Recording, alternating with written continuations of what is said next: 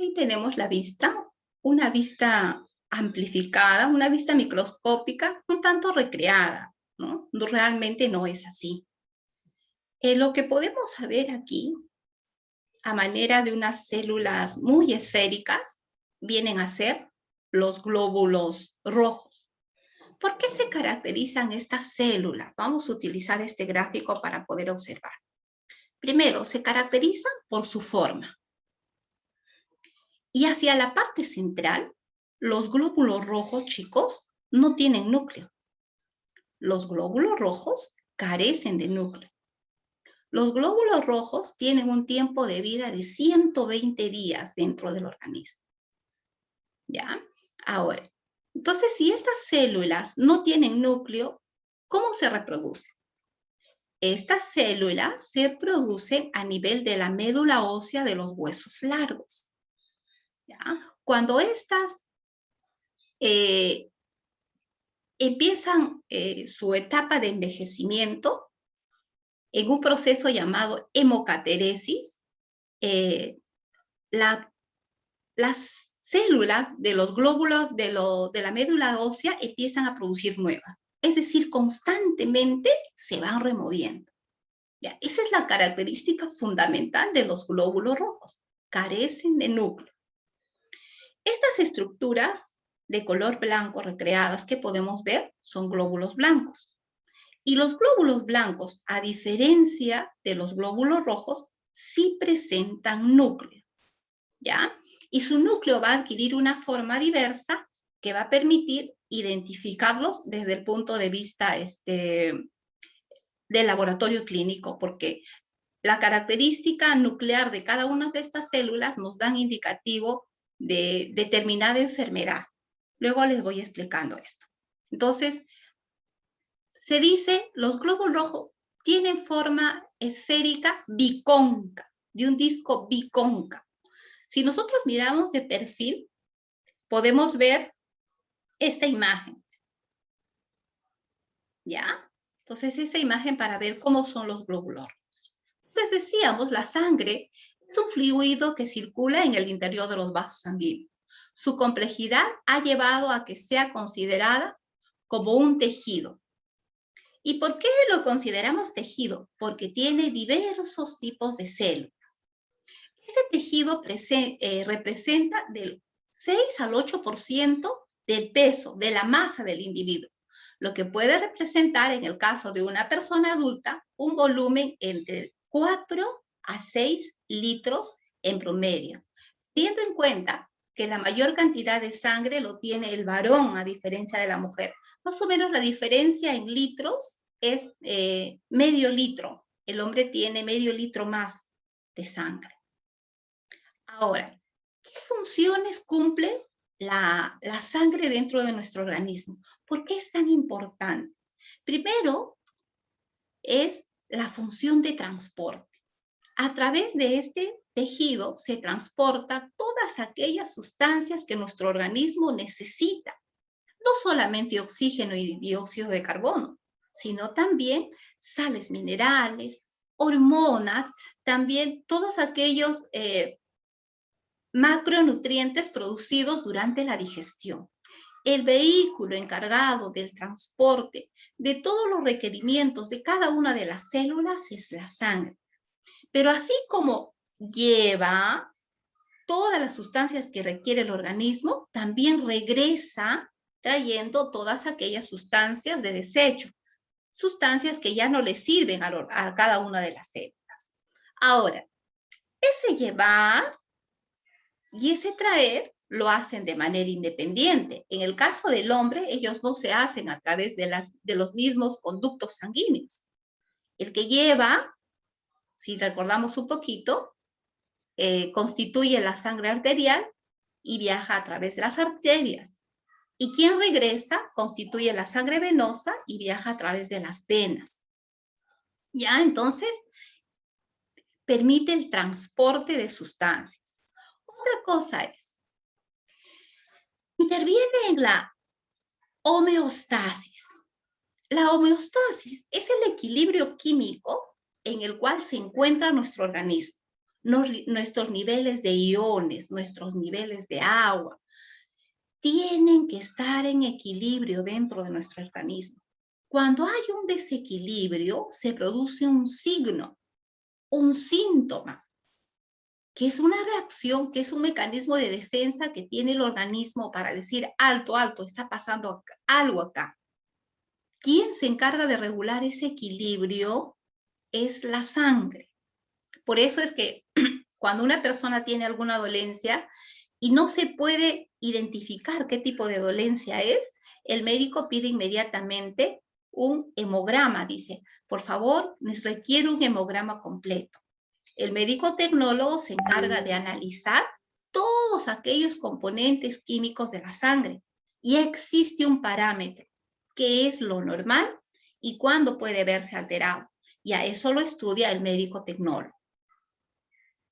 Luego, una de las características que a ti te han enseñado desde muy pequeñito es que la sangre constituye el mecanismo de defensa del organismo, porque dentro de ella se encuentran las células, los glóbulos blancos o leucocitos, que constituyen el mecanismo de defensa. Son aquellos que hacen frente a la invasión de algún agente. ¿Ya? Entonces, los leucocitos constituyen el mecanismo de defensa. Ahora que hablamos tanto del sistema inmunológico, debemos proteger nuestro sistema inmunológico debe estar elevado. Este está relacionado con los glóbulos blancos dentro de nuestro organismo.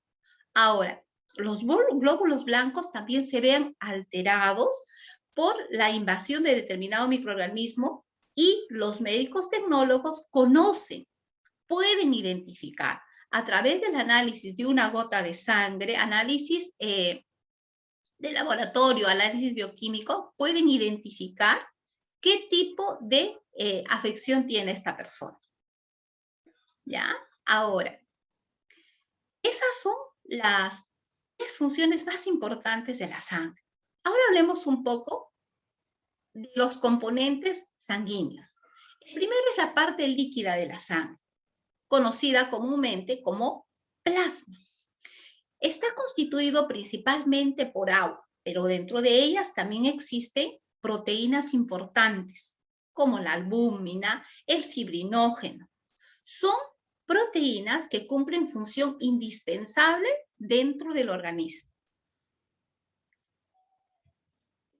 La otra parte de la sangre es la parte sólida, la parte que constituye a los elementos formes de la sangre, y dentro de ellas vamos a encontrar glóbulos rojos o eritocitos, o hematíes también se le llama, glóbulos blancos o leucocitos, y las plaquetas o trombocitos.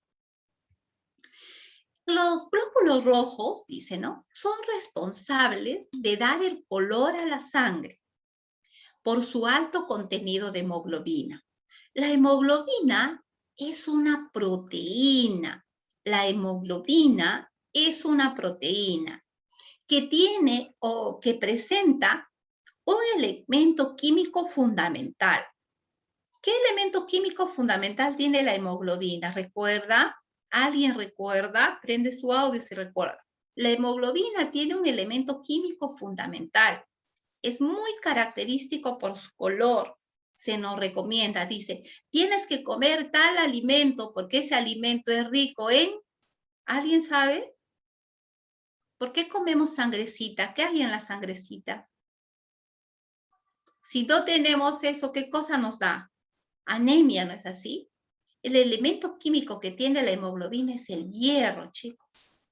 El hierro, por tus conocimientos en química, es de color rojizo, ¿ya? Y a ese color rojizo de la sangre se debe a la presencia de este elemento. Entonces, la hemoglobina, que contiene a los glóbulos rojos, es una proteína que contiene hierro y que va a llevar o va a ser el vehículo de transporte del oxígeno y el dióxido de carbono. A suficiente cantidad de hierro dentro de mi hemoglobina, mi cuerpo estará oxigenado. A deficiente cantidad de hierro dentro de la hemoglobina, el organismo será deficiente en oxígeno. Por eso es que es muy importante que nuestro organismo presente la necesaria cantidad de hierro. ¿Y cómo ingresa el hierro a mi alimento? ¿Acaso yo me como una porción de algo metálico? No, el hierro ingresa a mi organismo a través de los alimentos. Ya nuevamente yo le digo lo que siempre digo. La única forma de llevar una vida saludable es tener una alimentación saludable. Si yo sé algo de bioquímica, si yo sé, estoy entendiendo anatomía, entonces yo debo saber qué es lo que me conviene usar de alimento, ¿ya? Entonces, los eritrocitos, llamados también glóbulos rojos, contienen una proteína llamada hemoglobina. La hemoglobina, esta proteína, siempre está en asociación con el hierro, ¿ya? Es el vehículo de transporte del oxígeno y el dióxido de carbono. Los glóbulos, podemos ver un poco acá una imagen. Esta es la parte líquida, llamada plasma. Usted debe haber experimentado cuando se mata un animalito en casa. Mamá es muy sabia y sabe que la sangre de un animalito doméstico, de una gallina, de un pollo, de un cuy, son muy importantes. Entonces, cuando tienen un animal doméstico, matan y el líquido lo depositan en un recipiente. Tú que eres un alumno muy intrépido, ¿te llama la atención? ¿Has visto cómo ese líquido ha llenado el tazón? Y después de un tiempito ha regresado y has visto que se formó. Si tú observas, se forma una parte líquida, una parte rojiza, es como un coágulo, como un trozo de sangre, de carnecita. En la parte superior hay blanquita y hacia la parte superior hay aceitito. Es muy emocionante ver una porción de sangre dentro de un recipiente. Esto es en el caso de que hayamos tenido algún animal doméstico en casa. Esta parte líquida es el plasma y los glóbulos rojos. Lo que decía el video que habíamos recordado también, la diferencia entre plasma y suero. ¿Nosotros de manera casera podemos obtener suero? No. El suero se obtiene utilizando un anticoagulante, ¿ya? ¿Y qué diferencia hay entre plasma y suero? Es la diferencia, la presencia del fibrinógeno, que es la proteína que tiene que ver con la coagulación de la sangre. Ya, aquí están los glóbulos rojos, mira su forma bicóncava, los glóbulos blancos y las plaquetas. Ahora mira, los leucocitos o glóbulos blancos presentan un núcleo, podemos ver aquí, ¿no? Esta célula es un glóbulo blanco. Ahora, si son glóbulos blancos, ¿por qué tiñen de moradito? Te había dicho en las clases antepasadas, las células son de color, generalmente de color transparente, pero ya en citología existen pigmentos que permiten identificar las características de cada uno de ellos. En este caso, es un pigmento que va a colorear a los glóbulos rojos de este color. El núcleo de estas células van a adquirir diferentes formas y estas formas son los que van a permitir que el médico tecnólogo identifique el tipo de glóbulo blanco. Entonces, la principal función del glóbulo blanco es la función de defensa del organismo. ¿Ya? Cuando nuestro organismo se ve invadido por algún agente, inmediatamente estos glóbulos blancos aumentan en su número. Lo primero que se ve cuando yo voy a un médico tecnólogo es, este paciente tiene los glóbulos blancos incrementados en número. Inmediatamente cuando nosotros tenemos un proceso infeccioso, aumenta en millones. Entonces ve aumentado cuantitativamente. Ahora, identifiquemos qué tipo de glóbulo blanco es. Y a las enfermedades, desde el punto de vista citológico, ya han relacionado el tipo tal, qué infección produce, y el tipo tal. Entonces, de esta manera se identifica qué enfermedad puede ser. ¿Ya? Ahora, las plaquetas llamadas también trombocitos, no son células, no tienen núcleo. Son pequeñas porciones de citoplasma, son fragmentos, pero a pesar de ser pequeñas porciones de célula, cumplen un papel muy importante dentro de la coagulación sanguínea. Estos fragmentos celulares van a intervenir directamente en un proceso hemorrágico. Usted se habrá dado cuenta, yo tengo un cortecito, después de un corto tiempo, deja de sangrar. ¿Qué está pasando?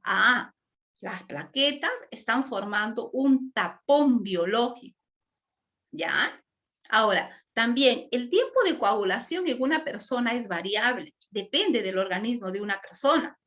Cuando una persona va a tener una intervención quirúrgica en el cual va a haber pérdida de sangre, el médico tiene que saber esta persona cuánto de tiempo demora su organismo para coagular. Yo no sé si alguna vez a ustedes le han hecho una intervención quirúrgica y el médico dice, necesito una prueba de tiempo de coagulación. Y al paciente que va a ser intervenido le pinchan la orejita, ¿ya? Le pincha y va a empezar a salir gotitas de sangre. Y hay un tiempo para cronometrar cuándo deja de gotear. Más o menos está entre 3 a 5 minutos. Eso es lo normal. Por ejemplo, en el caso de las personas hemofílicas que sufren de una alteración en la coagulación sanguínea, este tiempo será más alargado. Y el médico necesita saber, si va a haber una intervención, necesita saber cuánto tiempo tú vas a sangrar.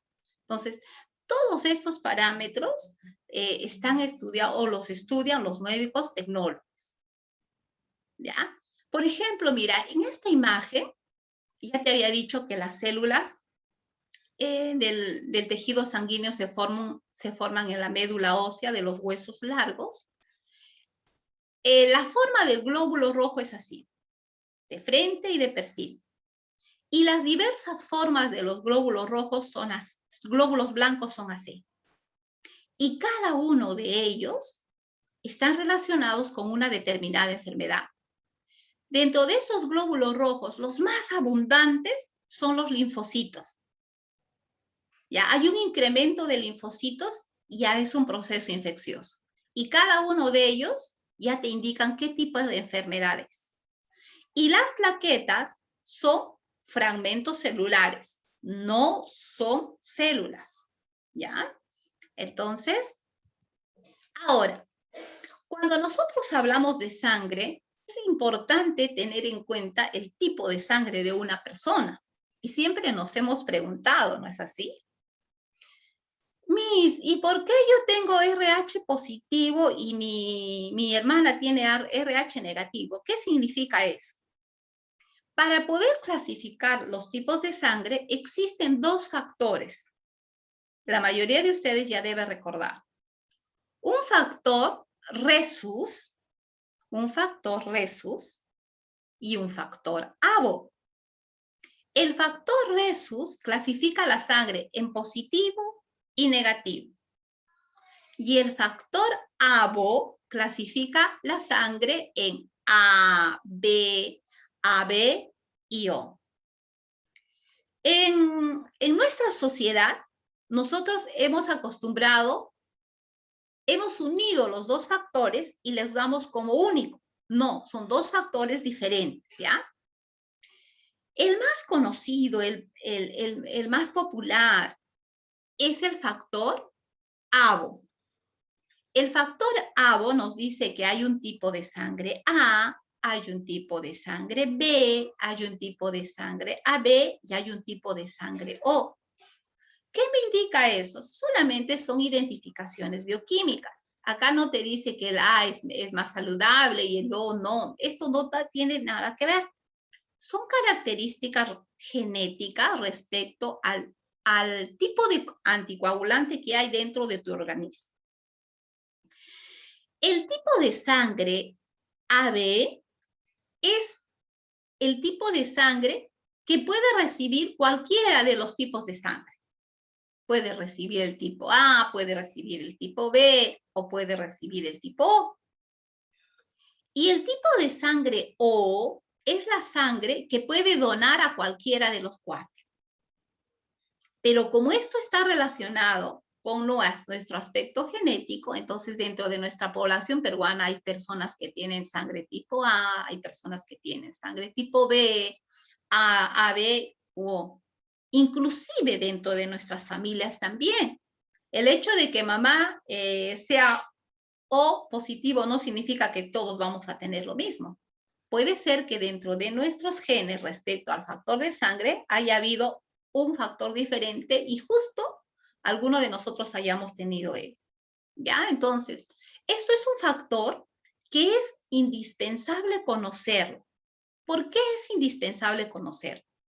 Cuando dentro de mi organismo ingresa un tipo de sangre diferente al mío, mi cuerpo, mis glóbulos blancos, lo identifica como un agente invasor. Y al identificarlo como un agente invasor, pueden crear anticuerpos, inclusive que me puede poner al borde de la muerte. Entonces, es por ello que cuando yo voy a recibir algún tipo de transfusión, se tenga en cuenta mi tipo de sangre, de tal manera que la sangre que me van a dar sea compatible con la que yo tengo, ¿ya? ¿Por qué? Porque se puede crear una reacción alérgica debido a la incompatibilidad en la sangre que hay. Ahora, ¿qué factor es común? En nuestra población, el factor más común es el del tipo O. Pero eso no me indica que es el mejor ni el más oxigenado. No, es el más común. El tipo O respecto al factor AO y respecto al factor Rhesus es el positivo. La gran mayoría, yo sé si ahorita nosotros hacemos una encuesta, la gran mayoría de nosotros es O positivo, pero eso no significa que dentro de la familia pueden haber los otros tipos de sangre. Teniendo en cuenta que el tipo de sangre AB es el receptor universal. Puede recibir de A, puede recibir de B, puede recibir de AB o de O. Y el O es el donador. Puedo donar a cualquiera de ellos y no crear anticuerpos. ¿Ya? Entonces, esa es la información que usted debe tener acerca del tejido sanguíneo. Recordar que la sangre es un tejido conectivo especializado. ¿Y por qué se considera tejido? ¿Por qué digo si es sangre? ¿Por qué le digo tejido? Porque esta está constituida por una diversidad de células, cada uno con funciones características, ¿ya? Entonces, esta es la clase de sangre. Yo te lo voy a, ¿cómo se llama? Compartir. Y como siempre, tú lo vas a poder manejar y administrar, pues, en